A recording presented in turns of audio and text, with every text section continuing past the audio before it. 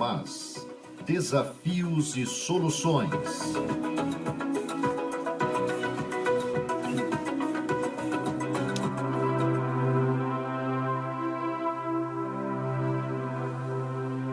Olá amigos, estamos mais uma vez juntos falando sobre comportamento e espiritualidade. E hoje uma novidade, estamos também no fanpage do Facebook. Então você entra lá na página da Rádio Boa Nova e no F do lado direito, fanpage, que vai ser transmitido ao vivo o programa Desafios e Soluções, a primeira parte. Bom, hoje vamos falar de algo muito importante que é o comportamento, a conduta espírita, proposto por Joana de Ângeles. São algumas dicas, né? São algumas dicas. Nós vamos encontrar as sugestões, os ensinamentos da nossa conduta em toda a obra espírita, nos livros de Allan Kardec e nas obras subsidiárias. E neste livro chamado Diretrizes para o Êxito, da benfeitora Joana de Ângeles, ela vai tecer aqui alguns comentários que são muito úteis para nós. Porque, veja bem, nós estamos num planeta de expiação e prova, e que há ainda uma predominância do materialismo, ainda, e por conta disso, a conduta fica muito pautada nessa proposta materialista, que tem aí os seus apaniguados, tem as seclas que são o consumismo, o mercantilismo, o utilitarismo, né? Tudo aquilo que faz o indivíduo ter uma visão da vida muito subordinada a ter, em detrimento do ser. O ser quem somos, é mais importante do que as posses, que é o ter, né? E isso nós vamos aprendendo com a própria existência. Nós não escapamos desse aprendizado. Bom, então veja bem. O cristão espírita caminha na contramão da história contemporânea, desse materialismo que nós estamos refletindo. Respeita a conduta de todos, bem como os seus compromissos. Ela continua, mas eu queria refletir sobre isso. Respeitar a conduta de todos é caminharmos para a compreensão, a solidariedade, a fraternidade. Se nós todos somos centelhas divinas, somos criados pela causa primária de tudo, que chamamos de Deus, então nós não somos melhores e nem piores do que os outros, ou dos frequentadores, simpatizantes de outras religiões e filosofias. Nós temos que aprender a respeitar o outro. Porque, veja bem, esse negócio de defender somente os nossos, né, como alguns religiosos que falam, nós, o povo de Deus, como se só eles fossem o povo de Deus. Essa exclusão já é anticristã, ou não? É anticristã, é antifraternidade. Todos nós somos criaturas de Deus, todos somos povos de Deus, até os animais, né? Até as plantas, porque tudo foi criado pelo Criador.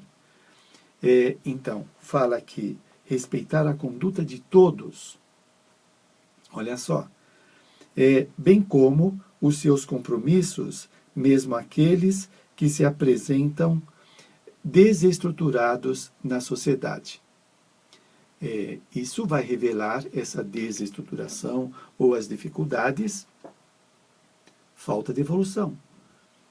E falta de evolução não é errado. É a mesma coisa que você questionasse. É errado ser criança, porque criança ainda não tem a maturidade de adulto? Não, não é errado. Para você ser adulto, você precisa ser criança, né? Não é errado ser inferior, porque nós somos criados simples e ignorantes. Nós somos criados sem experiência, sem conhecimento. Nós trazemos no nosso interior o potencial, né? Está dentro de nós esta capacidade. Portanto, as pessoas que dissoam daquilo que pensamos ou que têm uma conduta antissocial, que mostra a falta de moralidade, tudo isso é temporário. Tudo isso é temporário. Então, temos que aprender a respeitar.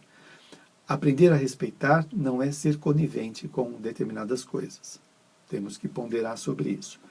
No entanto, não conive, não é conveniente, não conive com eles, com as coisas erradas. Você respeita, mas não é conveniente a isso, né? Uma coisa é você discordar e contribuir para ajudar. A outra é discordar e gerar polêmica estéril, que não agrega nada, desnecessário, que prevalece o orgulho do indivíduo de achar que as suas são melhores ideias do que a do outro.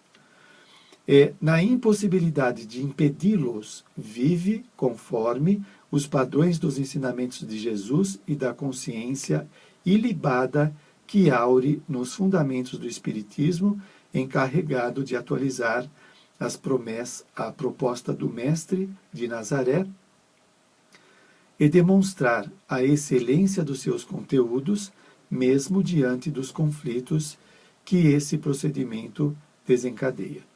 Bom, quando se fala que atualização do cristianismo, estamos falando aqui da terceira revelação, que é o Espiritismo, não é?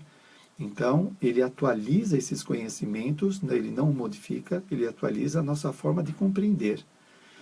E isso faz o indivíduo ter uma postura diferente diante da existência, com essa nova compreensão da realidade, não é? Então, por exemplo, quando os ensinamentos de Jesus propõem o indivíduo ser humilde, no passado isso estava muito próximo, confundido com a autoanulação. Quando se fala de algumas coisas que podem trazer pecado, sexo, dinheiro, não é o objeto em si, mas é o como o indivíduo lida com aquilo lá, não é? Então, a leitura que nós vamos fazendo está mais ampliada para entendermos melhor.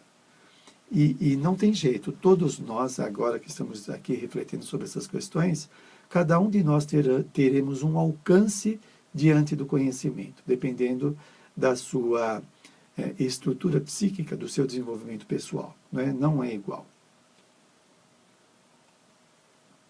Qual é a visão que uma criança tem da vida? O mundo da criança está muito circunscrito à televisão, aos seus brinquedos, aos doces, a brincar com os pais. O mundo do adulto já é diferente, ele está pensando lá no emprego, como que está o problema ecológico, se isso vai afetar a saúde ou não do seu filho. Então são visões diferentes, né? Então é natural que nós tenhamos divergências e, portanto, temos que nos respeitar. E aprendemos com essa divergência, né?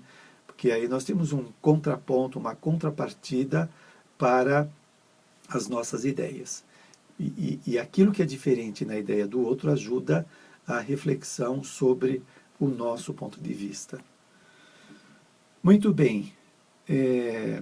Eu queria extrair mais alguma coisa aqui. Na impossibilidade de impedi-lo, esse comportamento dos outros na sociedade, vive conforme os padrões dos ensinamentos de Jesus que nós estamos aprendendo. Veja, no passado, novamente uma leitura equivocada no passado.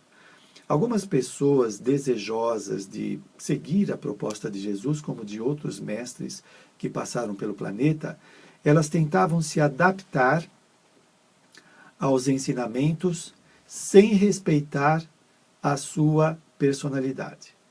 Então, o indivíduo, às vezes, ele forçava uma bondade que ainda não existia, uma humildade que ainda não existia. E o Espiritismo vem, então, mostrar para nós que somos espíritos em evolução e que temos graus diferenciados de conhecimento, de alcance mental, e que cada um vai assimilar, incorporar os conhecimentos de acordo com a sua capacidade. Então, não dá para eu ter a humildade de Francisco de Assis, que eu não tenho ainda evolução para isso, eu não tenho repertório, não é? Agora, se eu me obrigo a ter aquele comportamento, aí eu entro num comportamento falso, hipócrita. Eu tento ser o que não sou. É diferente de eu querer desenvolver essa humildade. Aí é diferente. Bom, eu não sou humilde, mas eu vou aprender a ser humilde.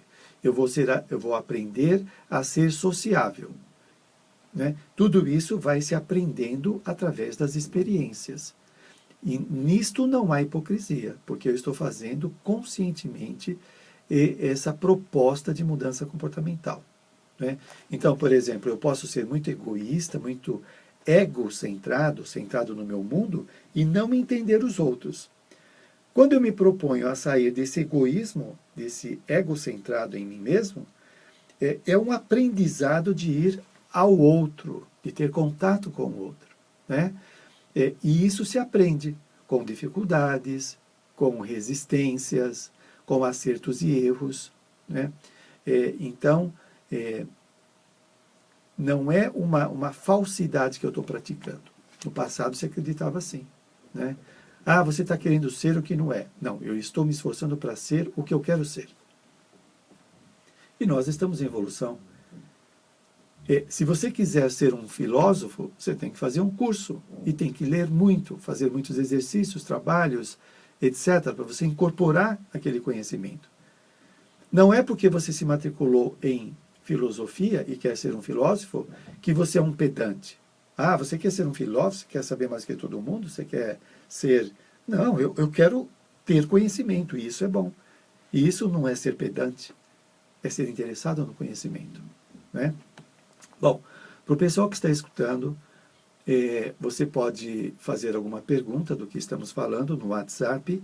O telefone é 979-66-4036. 979-66-4036. Voltamos a falar para o pessoal que está nos ouvindo, que podem acessar ao vivo esse programa no fanpage da Rádio Boa Nova, no Facebook, ok? Continuando. É severo para consigo mesmo e tolerante para com o seu próximo. Olha só, isso pode parecer muita neurotização na autoobservação, no contato consigo mesmo. Né? Mas se a benfeitora está falando isso, será que não tem motivo? Dentro dessa sociedade de levar vantagem também, o indivíduo é muito condescendente consigo mesmo. Ele se permite muitas coisas, né? Ele sempre puxa a brasa para si mesmo, para atender os seus interesses. E isso pode ser motivo de perturbação, quando ele fica viciado nas facilidades e não enfrenta a existência. Então, olha só, é severo para consigo mesmo e tolerante para com o seu próximo. Primeiro que nós não temos o direito de ser severo para com o outro. A vida do outro é dele e não é nossa. Agora, nós temos um compromisso conosco. Será que temos? Essa é uma coisa que eu tenho debatido em palestra. O quanto nós estamos implicados ou compromissados com o nosso crescimento. Quando a benfeitora propõe essa severidade consigo mesmo, digamos, esta observância de si mesmo, é para o indivíduo não ficar repetindo o que ele já vem repetindo há várias encarnações, se permitindo fazer coisas que têm danificado o seu corpo, as suas emoções, as suas ideias. Né? Então, você se permite ser mau caráter? Você se permite ter uma conduta ilícita na sua empresa? Ou fazer um desvio ilícito na sua empresa? Então, essa permissão social da sociedade materialista de você fazer o que quer para alcançar a sua felicidade e os seus interesses, tem que ser repensado. Porque é uma proposta que tem vinculado o indivíduo nas repetições reencarnatórias. E isso o materialismo não sabe. O que o materialismo vai falar? Você tem que ser feliz agora. É a visão hedonista. Você tem que ser feliz agora. Vai atrás da sua felicidade.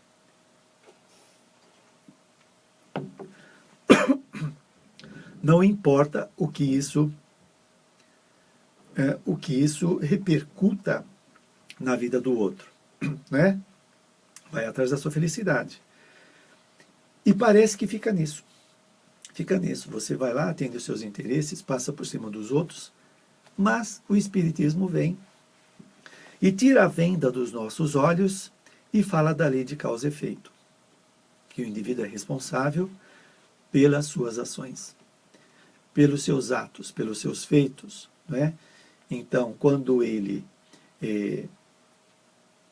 buscou facilidades para atender os seus interesses, e isso esbarrou nos interesses alheios, né, as consequências disso nós somos responsáveis.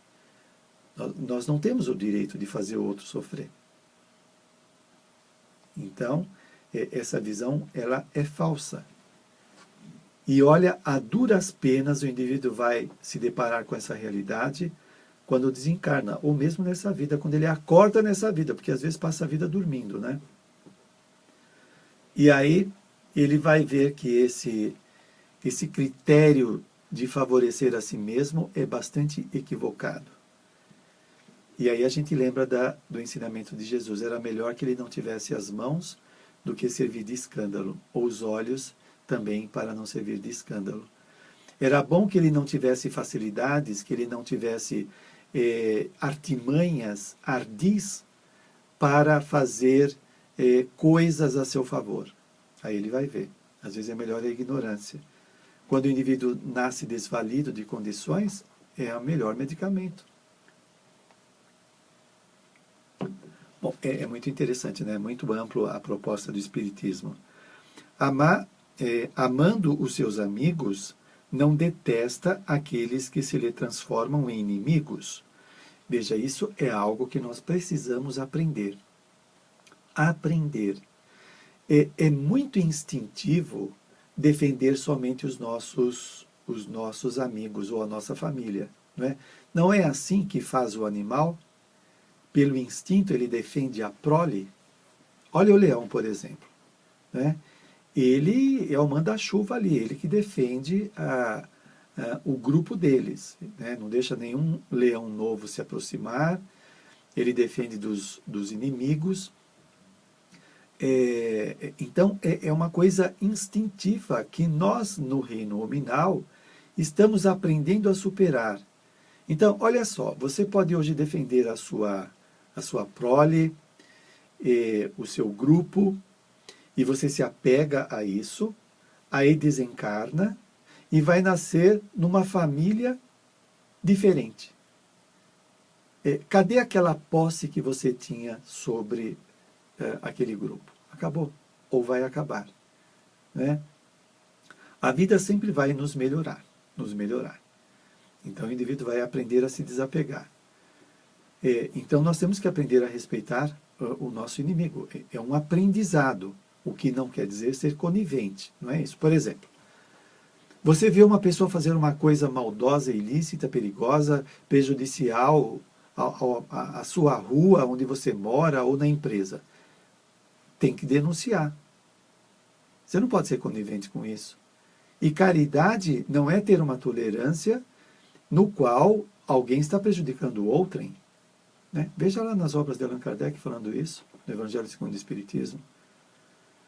Você trabalha no hospital e um colega seu está administrando mal os medicamentos porque ele tem alguma vantagem nisso. Tem que ser denunciado. Né? Não é ser conivente. Agora, nós não precisamos odiar os outros. Né? Amando os seus amigos, não detesta aqueles que se lhe transformam em inimigos, por considerá-los enfermos da alma. Enfermos da alma. Né? A gente não pode criar essa categoria de inimigo como uma coisa definitiva. Não existe essa categoria.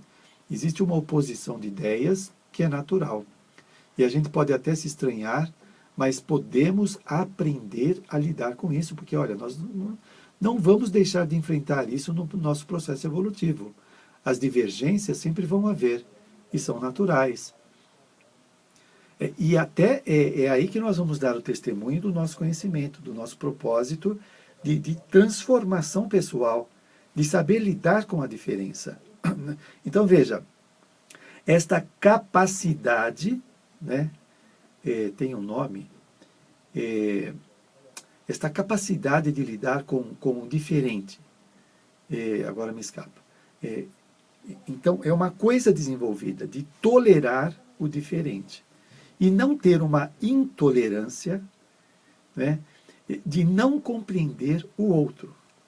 Então, amando os seus amigos, não detesta aqueles que se lhe transformam em inimigos, por considerá-los enfermos da alma, necessitados mais de compaixão e terapia do que de perseguição e aniquilamento, já que ninguém morre. É um modo errado que a sociedade primitiva, instintiva, resolveu seus problemas, através da perseguição, aniquilamento dos seus opositores, né? E Jesus vem mostrar outro caminho. E o Espiritismo vem mostrar o quê? Quando você aniquila o seu suposto inimigo, você não está eliminando, fazendo desaparecer. Ele continua vinculado a você. Porque ele é um espírito imortal. Você aniquilou somente o corpo dele, né? Mas ele é um espírito que continua vivo, e se ele se sentiu prejudicado pelo que você fez, pelo que nós fizemos, ele vai querer se vingar, ele vai vir no nosso encalço. Então não existe isso. Nós temos que aprender a lidar com a diferença, e se alguém provocou alguma coisa ilícita, é a lei que tem que corrigir, não somos nós. Pensa nisso. Vamos ao intervalo e já voltamos. Rádio Boa Nova. Bioósteo. Faça você também como Marco Antônio. Não sofra com dores ósseas.